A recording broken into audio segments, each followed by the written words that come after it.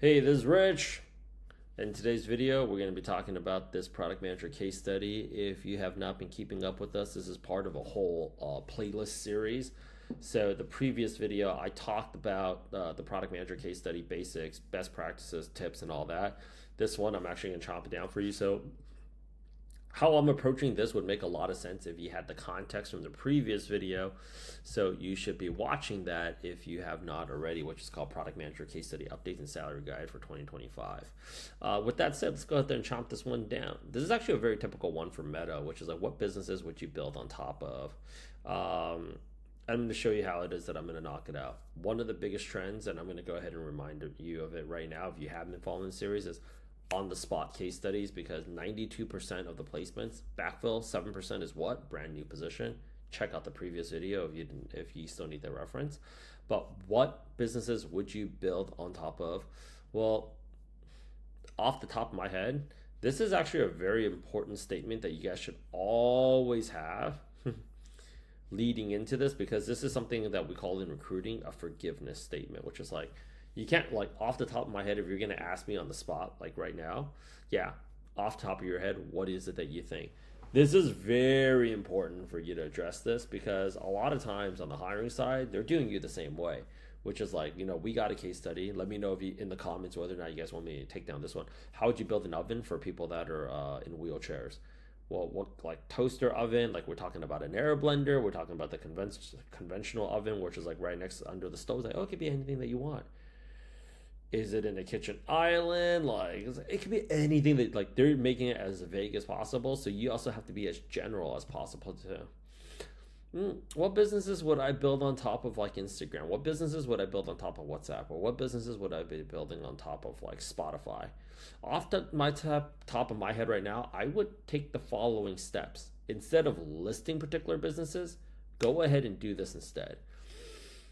I would go ahead, and what I've seen work when I was a recruiter back in California is I would establish a list of our top competitors that compete in the same space, both foreign and domestic.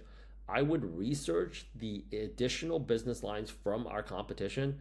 Like, if I was at Lyft and I saw that Uber went into Uber Eats, I would say we would do Uber Eats. Why?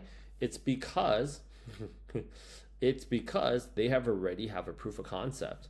So I would run a cost benefit analysis with ChatGPT, and I'd present the findings to the team within 7 to 10 business days. And like, my whole thing is, I'm just not going to go out there and reinvent the wheel. Let me tell you where all these different questions can go wrong, just answering this question like this. Number one, if they say, how would you improve Instagram? I would do this, I would do this, I would do this, I would do this, I would do this. Okay, let's just say for a second right here, I see like 95% of the candidates, they do that. And I would say like probably like 80 to 95. 10% people, they'll just be like, I have no clue what I would do. Those people immediately get eviscerated. But it's like, oh, why would you get rid of that? Like, why would you do this? Oh, I hate that idea. Oh my gosh, hang on, that was my idea. You think that's a bad idea? you know, you're laying down all these traps for you to either get your foot chopped off or get another leg stuck in a hole or get your head blown off. You don't want to do that. I don't know what I would build on top of it, but I would do this. This is how, because what you think we should build might not be what it is that we should build. And that means we lost all that time and all that money for something that didn't even materialize. Now it's all over for us, right? So if you didn't watch the first video, please go ahead and do so. What I would go ahead and do is I would create a list of options and let the team decide. Because that's very important. There's no I in product manager. We play it as a team. I would establish a list of top competitors, both foreign and domestic. So if I'm Spotify, a lot of people actually, I'm amazed they don't know this, ignorant Americans, is a Swedish company. I take a look at SoundCloud. What other businesses are they a part of? As if I was a rideshare company, I'd look at all the rideshare companies around the world, from like Didi in China, okay, to like all the other ones I've never heard of, like in New York, we have Via, we have Revel. I don't know if they have that any other parts of the country. I love Revel. And I take a look at what other business lines that they are building, and I would go ahead and gather that data back as to what's profitable for them. And I would see, just because Uber made Uber Eats successful, and let's just say we work at Lyft right now, it doesn't necessarily mean that we have the resources. It doesn't necessarily mean that it's the right fit. We can go into Lyft Eats and or like Lyft deliveries, and we can absolutely fail. There's reasons for that. I would do that, and then I would go ahead and present that to the team. Most important thing, what I saw that made a big difference in this person's interview was I would present the findings to the team within 7 to 10 business days. And it's just like, we are not making a rash decision. We are gathering all of the data, and then we are going to make this decision as a team. So if the idea is really bad, we all get killed as a team. You also don't want to go down. People just don't appreciate how political the product manager role is. It's like, it's very political. It's like, this was Danny's idea.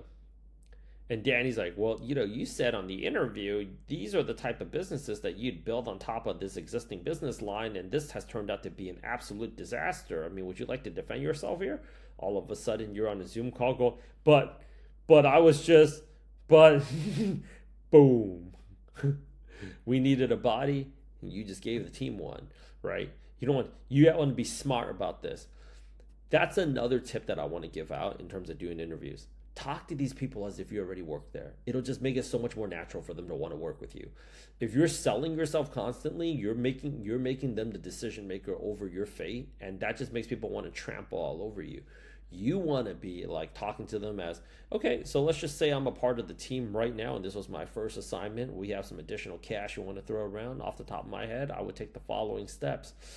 I'm a big fan of Lyft. This is why I'm here, but I would make a list of the top competitors from Uber, domestically, foreign, I would say like Didi, Revel, Via. I'd make a list of basically all the major rideshare companies. I'm talking as if I'm interviewing with Uber.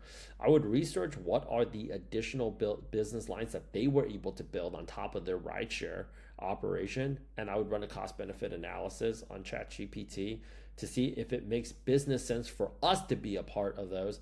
I wouldn't reinvent, this is very important, I wouldn't reinvent the wheel and try to discover anything new, honestly, because I don't think it makes sense for us in terms of the time that it's going to take for us to build it out, and also lack of resources and money. I'd present the findings to the team within 7 to 10 business days, and we as a team can go out there and create a short list of some viable options on there. It's like, this person's a team player. This person has common sense. They're not rushing. Most other people, so like Uber just did Uber Eats, or Amazon just did a huge promo for their pets division with so I think like pets would be the thing, and it turns out that this is actually true. More people have fish than they do have like dogs and cats, and I'd go all in on that. What if it doesn't work out? Oh God. Oh, I didn't even think about that. It sounds kind of hilarious. Some of you guys are probably shaking your head right now, but as a recruiter that's seen more than like 2,000 product manager interviews go down, I don't remember my exact placement number, but in terms of the number of interviews I booked and actually personally screened and actually personally witnessed, there's a lot more bad interviews than there are good ones. Just work with the good ones. Okay. Looking for mock interview partners for case studies. I have a whole deck here. See me in school. Don't be late to school.